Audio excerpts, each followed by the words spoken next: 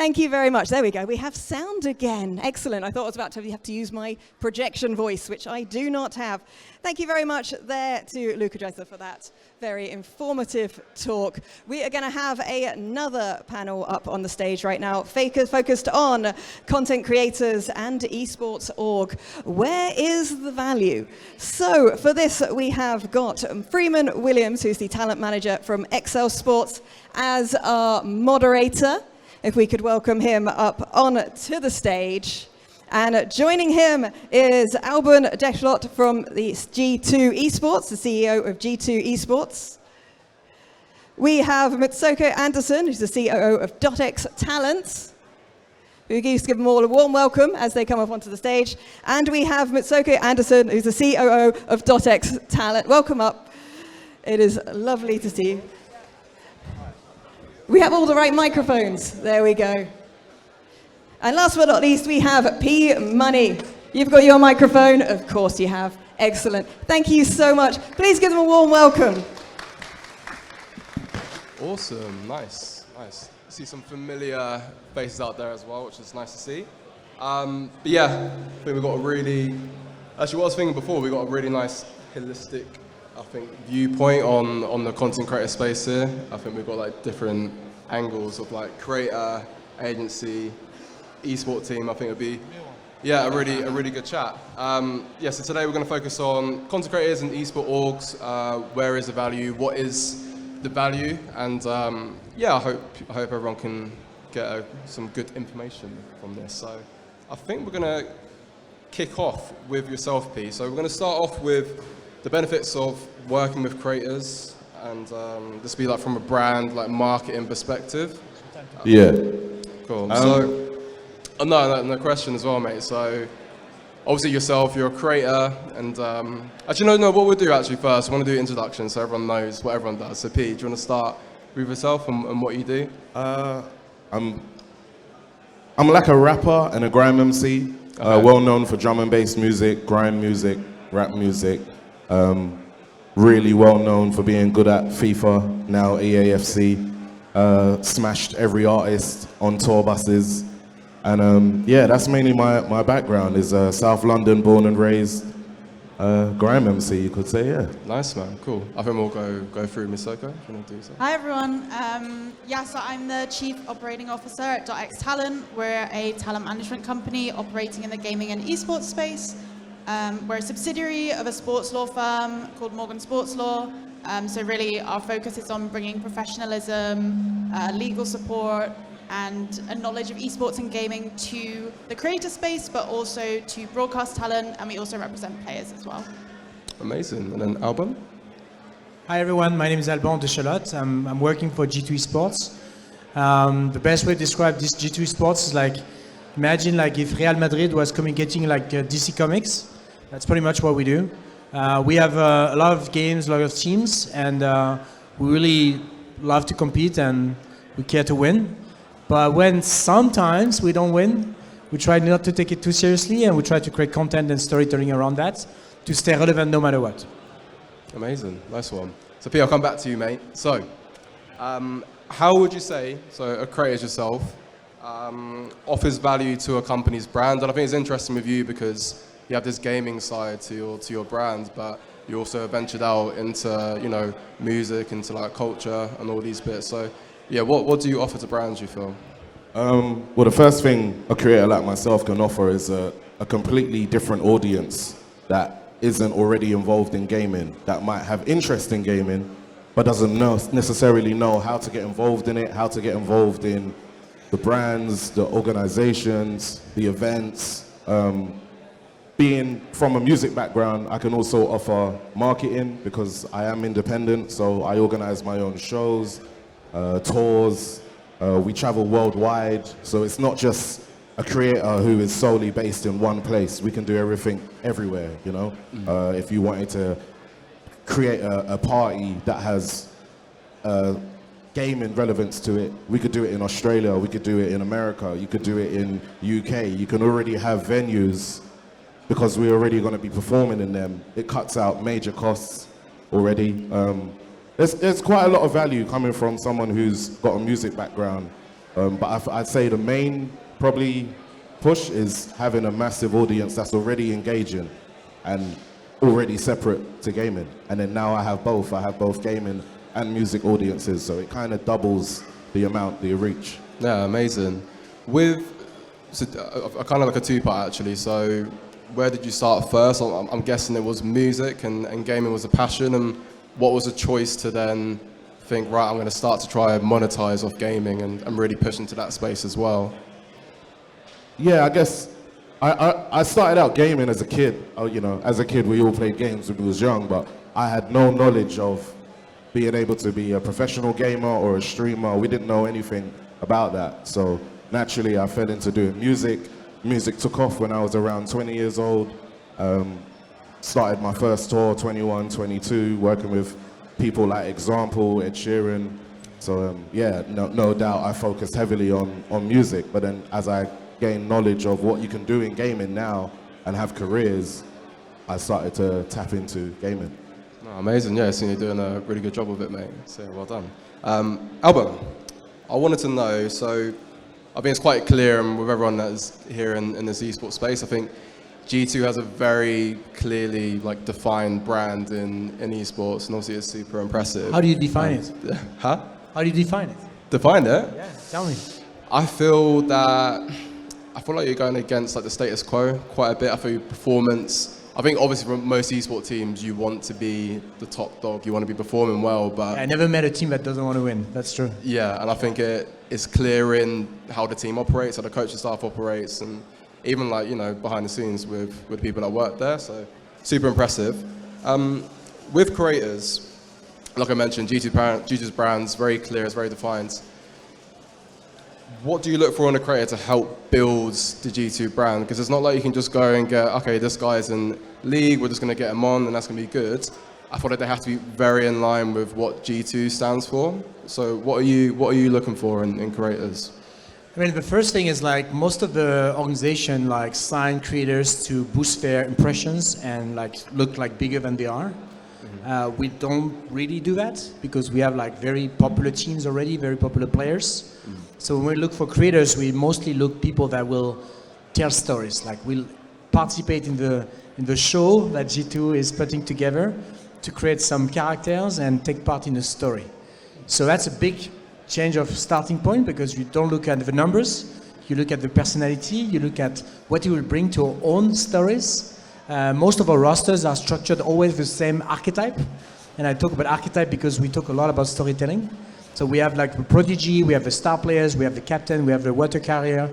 And if you look at all our rosters, they're all structured similarly so that we can create some bridges between rosters in the way we interact with all fans. That's a very special G2 way of thinking, and that's also influenced the way we approach creators to add value to what we create on the esports side. We don't believe in the FaZe Clan business model. I mean, it's very easy to say now, but it's the case forever. Signing people full-time to have the license to sell them and take a commission is a model we don't believe in. So we really work on two scenarios. Either we sign someone that we know on a yearly basis will be very additive to our esports team. We also help for partners to do content and activation so that our players can focus on playing. In this scenario, we sign the talent full-time, we represent them entirely. Most of the time, they just receive the sponsors from the organization. We don't make separate deal with them. And then there's another scenario where we look for probably a little bit higher profile, like people like Frankie or people like Shox, or where we look for a very specific angle, very specific project, where it would be a one-off. And that's where we try to create a round of ambassadors that we create relationship with product, with events, with experiences that sometimes we're going to work with, but all year long they are a friend of the brand. So two scenarios, very limited core of full-time and an extensive network of people we work with on a one-to-one basis. Cool.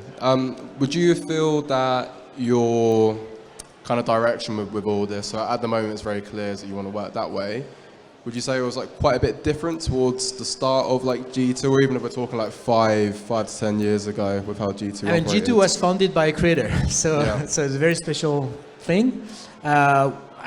People probably don't remember, but we were representing eBay for 2 years. So Ibai now is like this stellar owner from another team.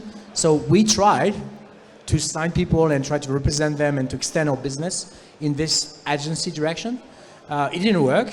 And you know, the best thing to do is to win or learn fast. And so we learned a lot, and we decided to focus on this like esports-centric business, amplify, enable by creative and inspiring talent that brings something to our stories. Oh, amazing, doing a really good job. Mitsouko, like I said, we're all different perspectives here. You're the agency, you're the guys that are, you know, charging the money. What I really want to know, so when you're working with brands and, you know, we're talking like short to like long-term agreements or contracts on that basis, what are the clear indicators for you that, you know, even before it started, that both parties are going to benefit from each other? Because I think you obviously have to be very careful of like what agreements you're getting into, what brands you choose to work with. So yeah, what are the signs before the whole relationship has started that yeah, this is going to be a good one? Yeah, so I think generally, I mean, agents are always a bit of a villain, right? No one likes an agent. We're not that scary. We're there to make sure that the creator is happy. Obviously, first and foremost, we represent their interests. At the same time, and I think something that's becoming more and more prevalent is agents looking to work with the brand or work with the team to make sure that actually in the long term, it's in both parties' interests. Because at the end of the day, the creator wants to work with someone that they can commit to for the long term, really push towards, and not have to shop around for someone else if it doesn't work out. And building something for the long term is also, people like renewals. People want to be able to grow and build on that and have success with it. So it's also in my interest as an agent to make sure that when we do start having those conversations, it's not, yeah, there's the commercial side. We have to talk about the money, but we can also talk about the things outside of that.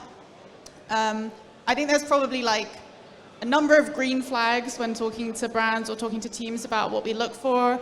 Ability to communicate well when it comes to actually describing the way that they want to work with a creator. I think kind of what you were touching on in terms of like, here's the ways that we work with creators.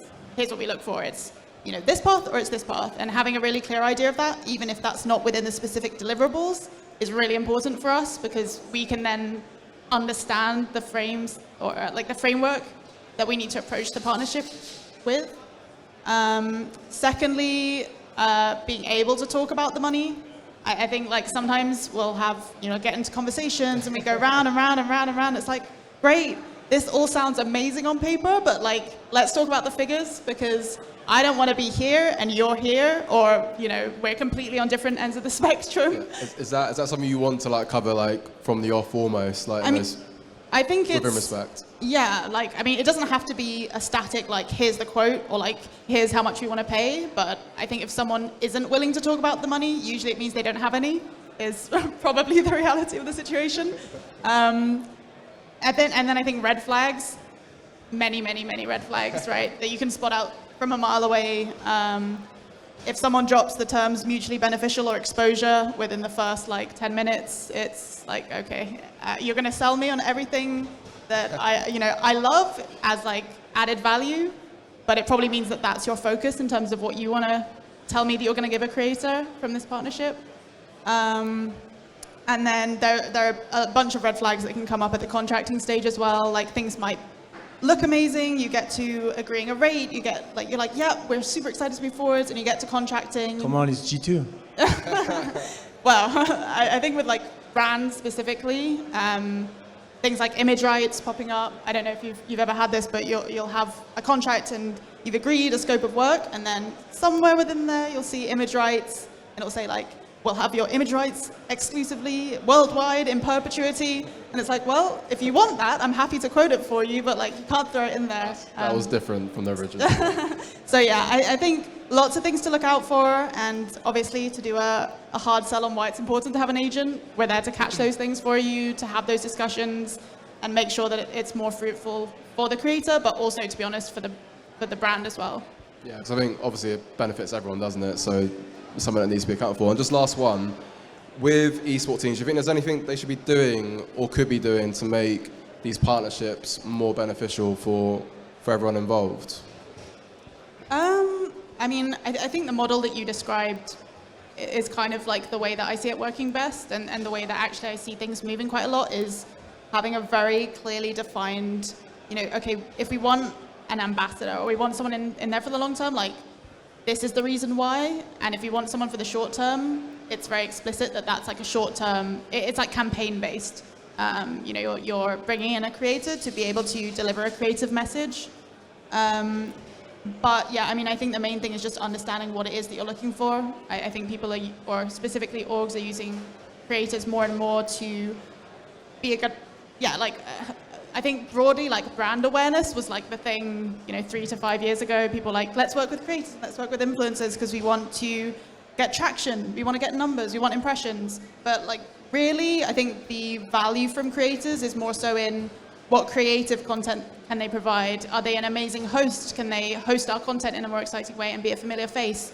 Or is it the hard commercial side? We want to, we've got X, Y, and Z brand partners that want to activate with big names in a creative way, and maybe our players don't have time to like stream, or they don't have time to go and take 24 hours out of their day to go and do a film, content shoot.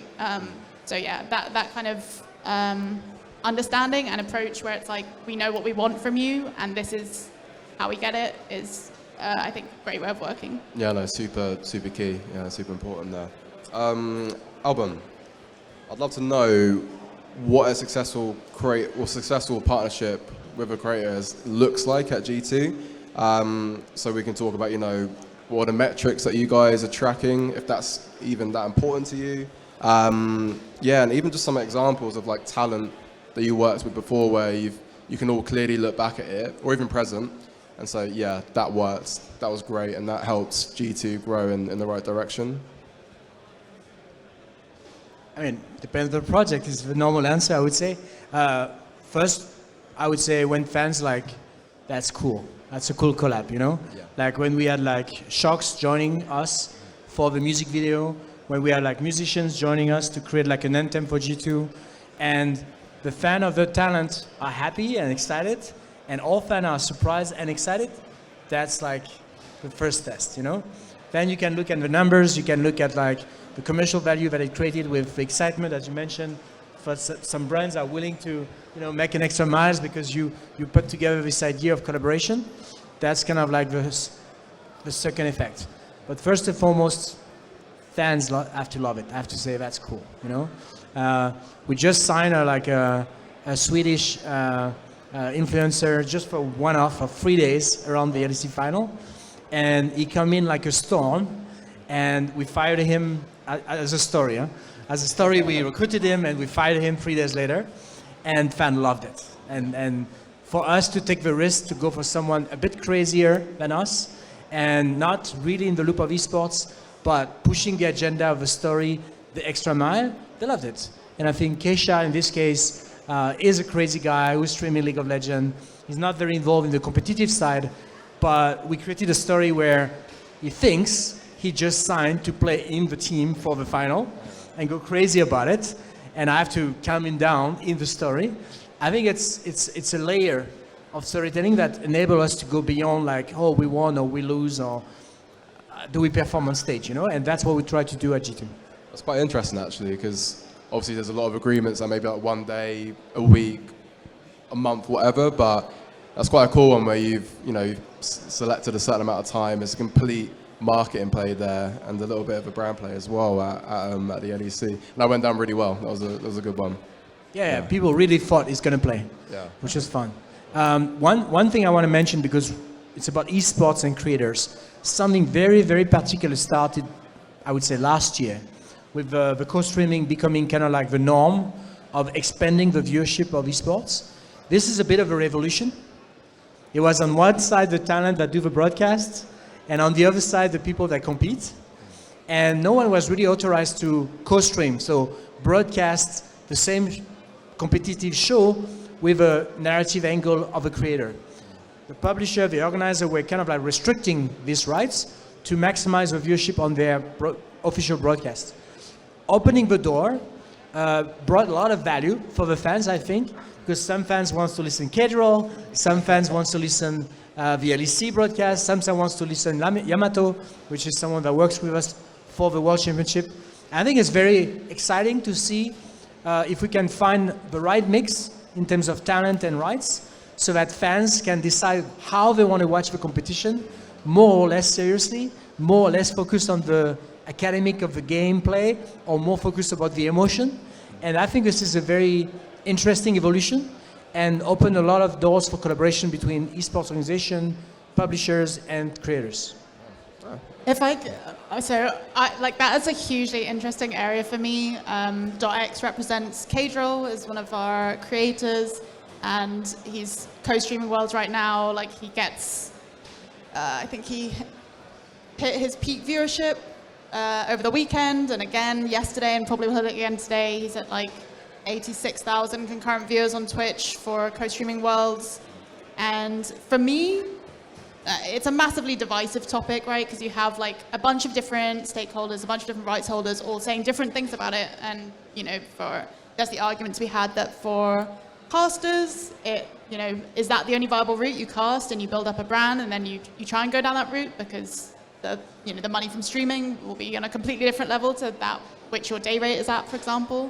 And also, I think from a like IP holder side and like from a TO side, will it detract from viewership that you're getting to your like main broadcast? But I am a strong believer that this is the way forward.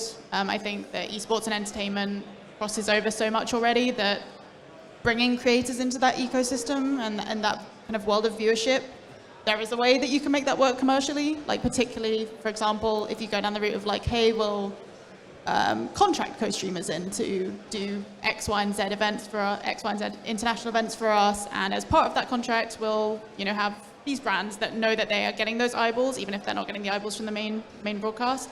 But also that then creates a whole bunch of different. Basically, I think the next year is going to be really interesting. As you said, it's like a revolution. I think there's a lot of unexplored territories when it comes to how do these creators that want to do co-streaming. How do working with brands for them that they might have long-term sponsors, like how does that interact with co-streaming? How does that interact with on-air brand slots as well? No, it's be an exciting year next year, I think, as well. P, so obviously I spoke a little bit about earlier, your gaming, your music, you've got a lot of different avenues with your brands. Do you have like, and I guess it's maybe answer itself, but a preference with the brand deals that you're doing? Because I can imagine that your schedule is quite busy, and locking yourself into like long-term deals might be difficult, especially when you've got like two different avenues. So do you have a preference with how that all goes and what works for you? It's not as hard for me because I am independent, so I can say yes or no to pretty much anything, whether it's music or gaming. So when it comes to like my preference in working with any sort of brand is like for them to be as open as possible and open to working with as much people as possible, because my thing is just having as much people involved as possible can only just spread what we're actually trying to do or trying to achieve, whether it's viewership, whether it's engagement, just anything. I find when people are really restrictive of stuff and what you can do and what you can't do, it's like, well then you're already limiting what you're trying to achieve in the first place. So my main thing is being able to have a lot of like creative freedom, because then it makes me want to go above and beyond, even if there's like, certain deliverables, I would go above and beyond them because I've got the freedom to do so. Any idea I can come up with, even if it's on the spot, I'll be like, okay, we can do this, and, one thing, if we're set out to only do one event, I might turn it into 3 events myself because I have that freedom to do so. So I guess the main preference for me is just being able to really create instead of you come to me with, oh, this is what we want you to do. And it's like, okay, yeah, I want to do that too, but can I add to it as well? Yeah. So mainly creative freedom. Okay, amazing. And I know you've done a fair bit with Tundra and you've been in the mix there. It'd be good to know actually, because I've seen bits, but I'd like to know like what that's looked like and again, how you feel like your brand has kind of helped them in some ways. Yeah, so my thing is all about merging gaming with music, with the film industry, because I'm connected with so many different industries. And with Tundra, we managed to do a launch last week for Adam Deacon's Some Other Hood movie, where we did a live stream where I interviewed Jazzy, who plays one of the main characters, and also we played a bit of EAFC. We got to find out so much more about him but then also my fan base who are just into gaming got to watch the live stream, catch up, catch some jokes, see him and actually realize he's into gaming just as much as anyone else, as well as other actors. A whole load of them were going to see it on the weekend anyway. We packed out a cinema, had the gaming on a big cinema screen. And that's something that could only happen because they was able to have me included in the event. So Paramount was over the moon. They could not only work with a musician, but also have esports organization involved. And the reach was just endless. They had online traction still going now.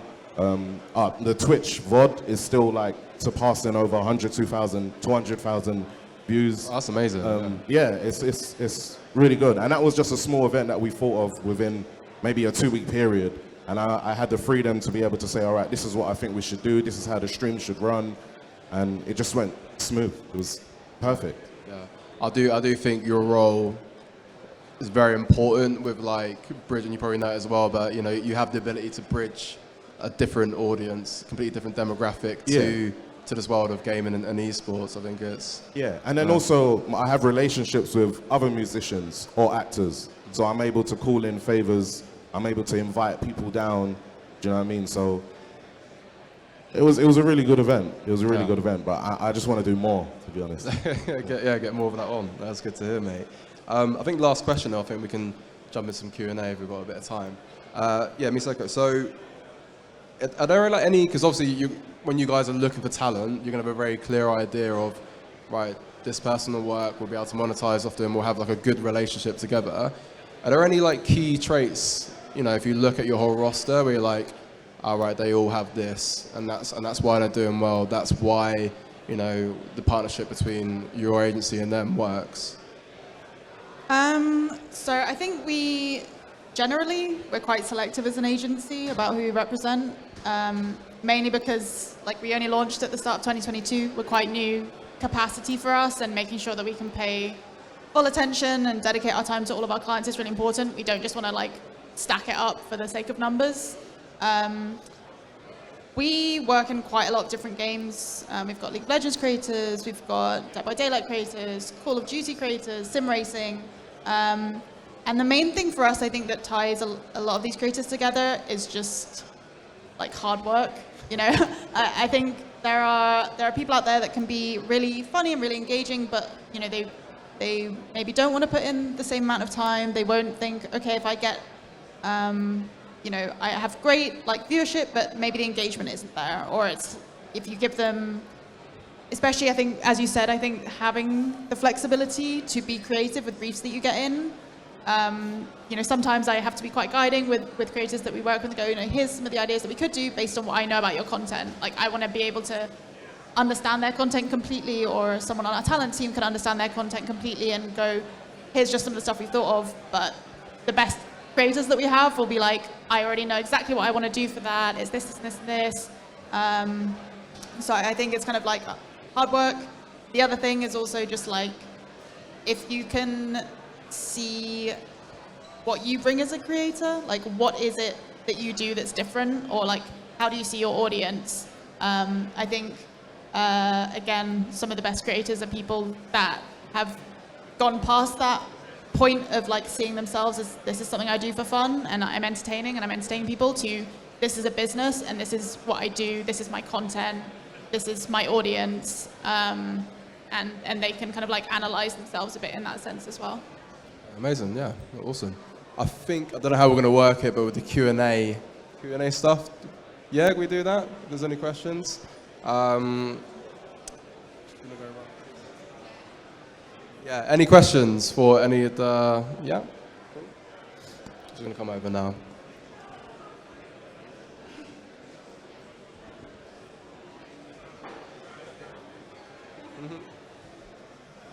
I think they've got I can go get more. There we go. Coming your way now.